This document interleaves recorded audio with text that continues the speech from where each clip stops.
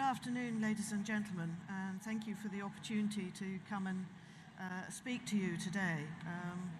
As Rowan introduced me, I'm very much outside of your industry, but do have quite a lot to do with it in the sense of some of the professional bodies mentioned, RICS, RIBA, are actually subscribers as professional bodies to the Institute, which is a charity and funded by companies in the main, but also professional bodies. So I'm going to pick out just two items of the title to talk about. One is the public interest, and second, the development of a shared code, which is what's being discussed today. In terms of public interest, there's a lot of discussion about the role of business in society in today's environment, and that's really coming under the spotlight. And of course that has had a read across into the role of professionals in society, which has been alluded to already in the remarks. But I think what's interesting is that there's a greater expectation, and this is borne out by the Edelman Trust Barometer that came out in January just 6 or 8 weeks ago, that there's also a public expectation now that they're looking to businesses to actually look at seeing how they can improve the lot of business in society. They're not looking to government to try and do this, because I think they feel that in terms of certainly the current agenda is businesses who can actually make the difference.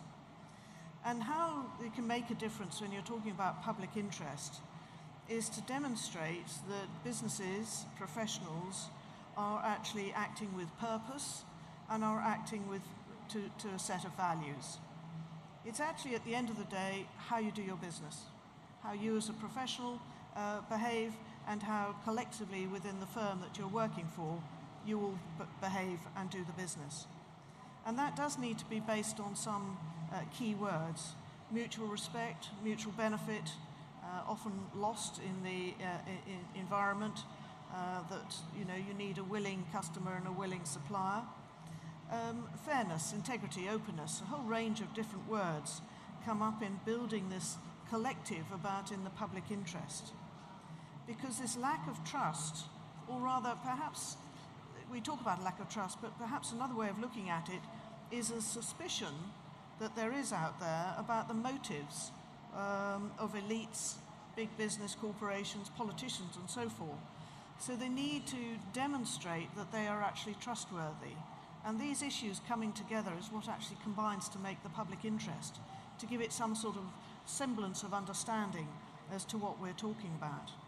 And if I refer again to the Edelman results, because there's one of the things that tie in with this about the lack of trust in experts, that came out last year, and certainly around the time of the referendum, that actually the tide is turning, and experts, so you as professionals, are actually being given more respect as the public have begun to realise that experts do have a valid voice and should be listened to.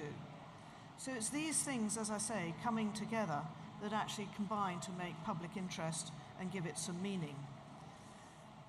The second aspect is about building a shared code. And certainly as the Institute of Business Ethics would be supportive of that aim, but we would counsel there is a very large but to putting in a shared code. There are a myriad of codes out there, and you'll be familiar with them, and a lot of them are just seen as words. The real thing, as Liz was just saying, is to actually ground them, to give them some meaning. And in order to do that, you need to have the substance, the support frame acts, the communication, the awareness raising that goes with putting in a code. Now, if you just look at how codes are operated within companies, they have a big struggle themselves in actually doing this. So if you start doing it on a industry-wide basis, if you like, that's almost doubled. We like to talk about the hierarchy of codes. So at the bottom level, you would have, if you can imagine a pyramid, you would have your professional code. Now, if you full file of your professional code and are brought to book, you could actually lose your livelihood. That's a very important reminder about the disciplinary codes that operate within professional bodies. The next code above that is probably that operated by your firm, the guidance that they will hand out to staff on expected behaviours. This is how we work around here, and really bring that home through training, through communication, through the setting up of speak-up lines, and so forth. Now, if you fall foul of that one, you could lose your job. You might still keep your livelihood, but you've lost your job and you're looking for something else. And then you have the shared sector code that will come up above that. How's that going to play into the other two? What might you lose if you fall foul of that? Or is that just for the firms? Looking at the way that the RICS code works, that's both for individuals and also for firms. And it has some teeth, they can give fines. So how are you going to bring in some sanctions around a shared code? So it does need teeth. And here I look to what are other sectors doing. Many other sectors have put in codes at that higher level. There's the codes in the defence sector. An interesting one is the Banknote Ethics Initiative, where that one does have teeth. You have a very detailed accreditation scheme that goes with it.